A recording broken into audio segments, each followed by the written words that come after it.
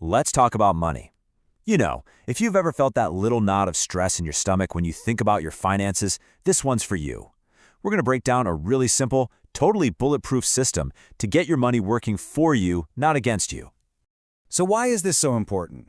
Well, it turns out that feeling of anxiety is incredibly common. Check this out. A staggering 57% of all employees say that money is their #1 cause of stress. Over half. So if you're nodding along thinking, yep, that's me, you are definitely not alone. And that kind of stress, it leaks into everything, right? It affects our health, our relationships, just our general peace of mind. But here's the thing. This is not some personal failure. The problem is actually pretty simple. We spend years in school learning how to work for money, but almost no one ever teaches us how to manage it. But the good news? It's just a skill, and it's a skill that absolutely anyone can learn.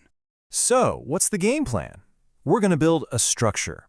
And for inspiration, we're looking at one of the most stable things ever built by humans, the Egyptian pyramids. Let's see how this ancient idea can bring some serious stability to your financial life. Now, the absolute key to this pyramid is the order. You have to build it from the ground up. You can't put the roof on a house before you've laid the foundation, right? It's the same idea here.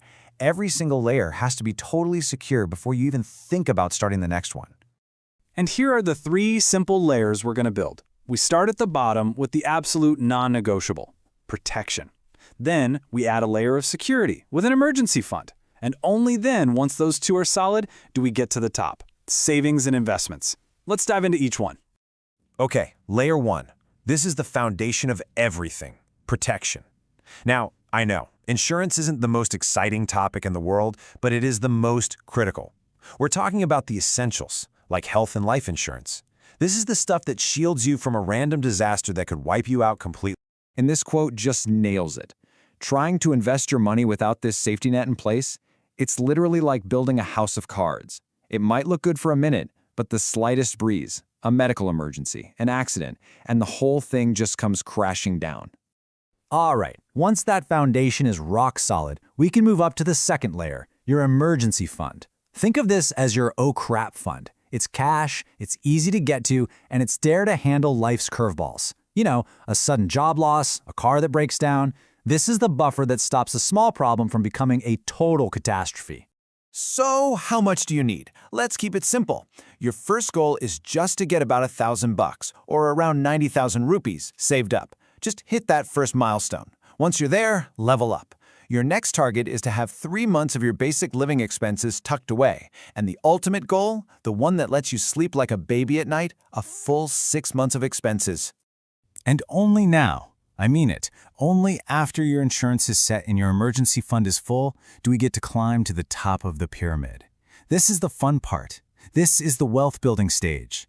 Now you can focus on saving for big goals and investing for the long term, because you can afford to take some risks. Why? Because your foundation is unshakable. So we've got the structure, the blueprint, but what's the engine that's actually going to power this whole thing?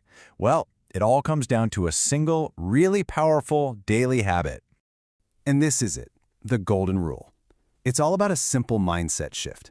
See, most people get paid, they spend their money, and then they kind of hope there's something left to save. Wealthy people do the exact opposite.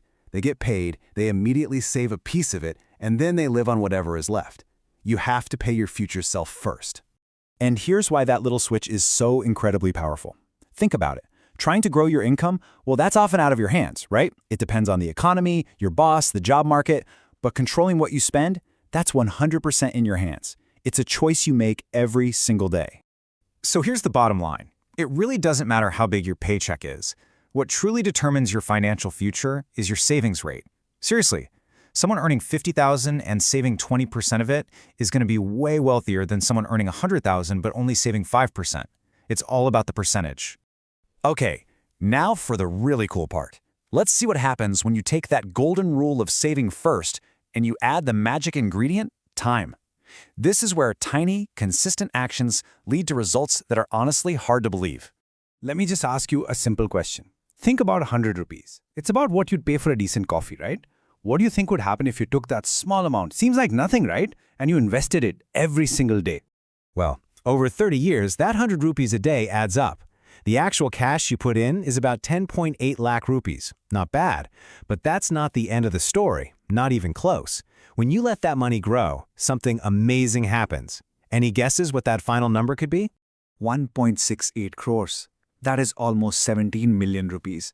And no, that is not a typo. That is the insane power of compounding.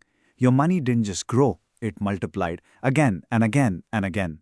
You literally turn a daily coffee habit into a fortune. That is your reward for following the golden rule. So to wrap this all up, let's connect this whole system to how wealthy people actually live. Because it turns out, building wealth looks nothing like it does in the movies or on social media. When you actually study self-made millionaires, you find one thing in common. They are masters of living below their means. It's not about the flash. I mean, think about Warren Buffett, still living in the same house he bought back in 1958. Or Azim Premji, who famously drove a used car while he was running one of the biggest companies in India. Their focus wasn't on spending, it was on saving and investing. So there you have it. That's the whole bulletproof system, and it's actually pretty simple. Number 1, build your financial pyramid, foundation first. Number 2, live by that golden rule, always save first. And number 3, just be consistent and let the incredible power of compounding do all the heavy lifting for you. So I'll leave you with one final question to think about. What's one small, daily thing you spend money on that you could redirect today? What's your 100 rupee coffee? Because